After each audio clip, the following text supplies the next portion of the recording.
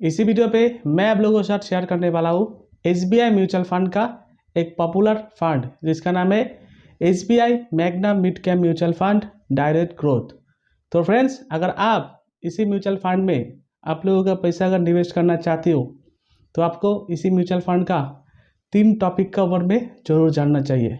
Number 1 basic fund information, number 2 past all time returns, यानी कि इसी म्यूचुअल फंड आप लोगों को कितना रिटर्न दे के आ रहा था, और इसी के साथ नंबर 3 शेयर होल्डिंग एनालिसिस, यानी कि अगर आप इसी SBI Magna mid cap mutual fund में जो रुपीज़ आप निवेश करते हो तो इसी म्यूचुअल फंड आप लोगों का पैसा कहाँ निवेश करते हैं। तो फिर आइए दोस्तों, सबसे पहले हम लोग जानकारी लेते हैं इसी म्यूचुअल फंड का बेसिक फंड इंफॉर्मेशन का बारे में। तो देखिए, ये फंड स्टार्ट हुआ था जनवरी 2013 में और फंड टाइप ये एक मिड कैप म्यूचुअल फंड है और इक्विटी में निवेश करता है।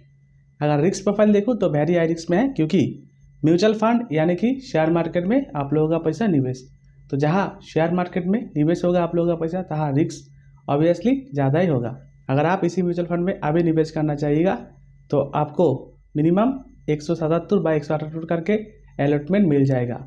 और रेटिंग में इसी म्यूचुअल फंड 4 स्टार फंड है और फंड साइज है 9,370 करोड़ का ऊपर में। और इसके साथ साथ आपको देखने को मिल जाएगा इसी mutual fund total 59 company share ये लोग पोर्टफोलियो में रखा हुआ है। और अगर एक्सपेंस रेशियो देखूँ तो आप जो रुपीज़ इन्वेस्टमेंट कीजिएगा इसी म्यूचुअल फंड में, ईयरली में आपको 0.98% एज ए एक्सपेंस रेशियो पे एक चार्ज काटेगा और बाकी पैसा जो है आपको अलॉटमेंट मिल जाएगा। और इसी तरह इसी म्यूचुअल फंड में अगर एग्जिट लोड देखूँ, अगर आप आज निवेश किया और निवेश करने के बाद अगर 1 साल का अंदर अंदर रिडेम्पशन करते हो तो उसी रिडेम्पशन के ऊपर में आपको 1% पेनल्टी देना पड़ेगा।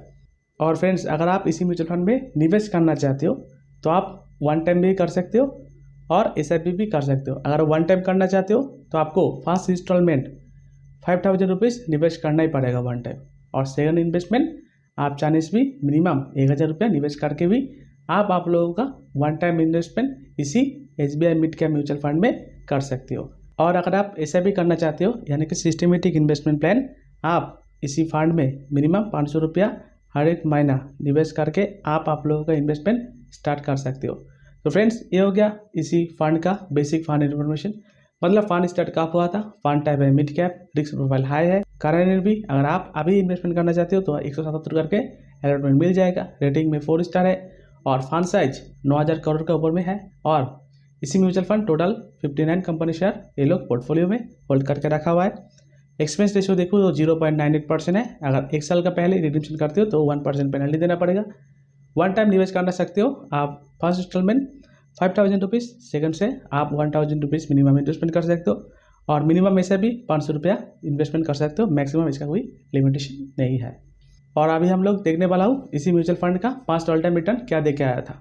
जैसे देखिए, इसी म्यूचुअल फंड में अगर आप आज से 1 साल पहले निवेश करके आता था तो इसी म्यूचुअल फंड आपको 23% के ऊपर में रिटर्न देके आ रहा था। 3 ईयर्स रिटर्न देखूँ तो 38% के ऊपर में, और 5 ईयर्स रिटर्न 17% के ऊपर में, और ऑल ओवर टाइम्स इसी म्यूचुअल फंड आपको करीब करीब 20% जैसा रिटर्न देके आ रहा था।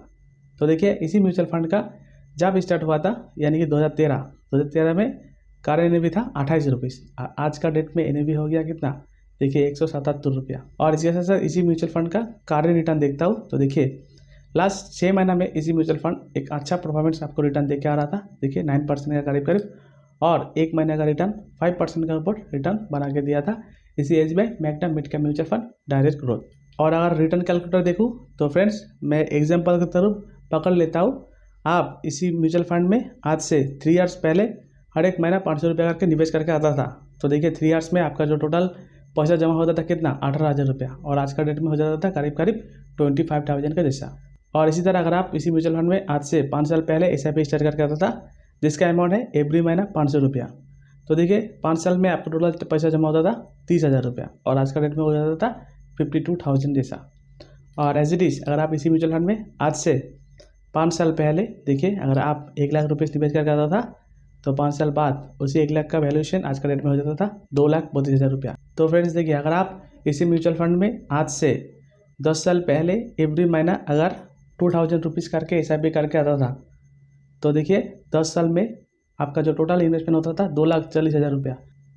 और इसी म्यूचुअल फंड आप लोगों को 20% रिटर्न देके आ रहा था जो मैं आप लोगों को दिखाया, तो टोटल मैच्योरिटी वैल्यू बन जाता था ये 2,40,000 रुपया निवेश करने के बाद 7,65,000 रुपया। और फ्रेंड्स इसी तरह अगर आप चाहते हो इसी म्यूचुअल फंड में ये 10 साल में ये तो रिटर्न बना के दिया था और मैं पकड़ लेता हूँ और आप इसी म्यूचुअल फंड में और 10 साल के लिए होल्ड कर रहे हो, right, as it is 2,000 rupees पर मंथ। तो देखिए आपका जो इन्वेस्टमेंट अमाउंट हो जाएगा कितना, डबल 4.8 लाख रुपीज़। और देखिए आपका मैच्योरिटी अमाउंट हो जा रहा है 63 लाख रुपीज़। और अभी मैं आप लोगों को दिखाऊंगा इसी SIP कैलकुलेटर का जादू, यानी कि कंपाउंड इंटरेस्ट का गेम, राइट।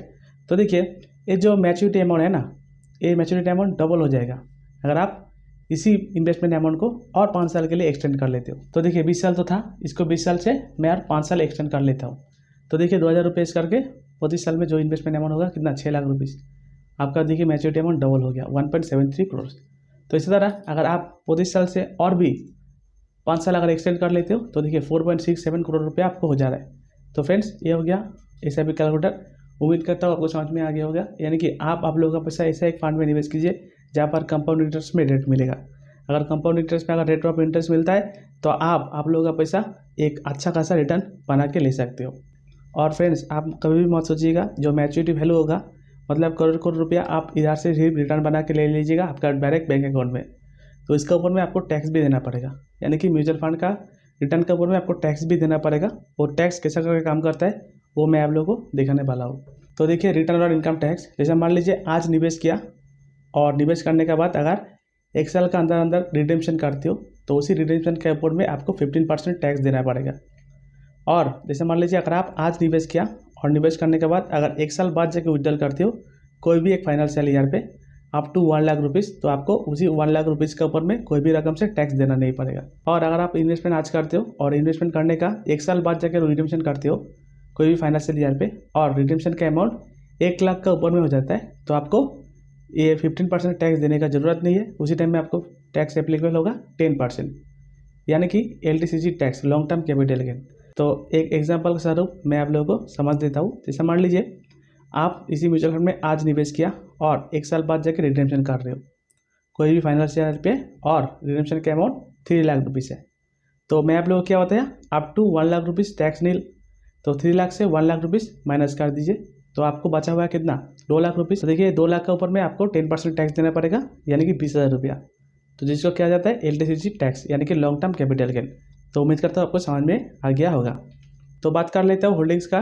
तो फ्रेंड्स इसी म्यूचुअल फंड में जो रुपीज़ आप निवेश करते हो तो उसी निवेश अमाउंट ये लोग कहाँ पर निवेश करता है। तो देखिए जैसे देखिए क्रिसिल LTD 5.4% निवेश करके रखा है, sulphur India LTD 4.6%, Page industry LTD 4.1%, Tube Investment of India LTD 3.9%, thematic LTD 3.4%, Carborundum Universal 3.4%। तो इसी तरह इसी म्यूचुअल फंड में आप लोगों को देखने मिल जाएगा टोटल 59 कंपनी शेयर ये लोग होल्ड करके रखा हुआ है। और अगर इसी कंपनी को इक्विटी सेक्टर एलोकेशन में देखता हूँ तो आपको देखने को मिल जाएगा सबसे ज़्यादा पैसा ये लोग ऑटोमोबाइल में निवेश करता है 16% के ऊपर।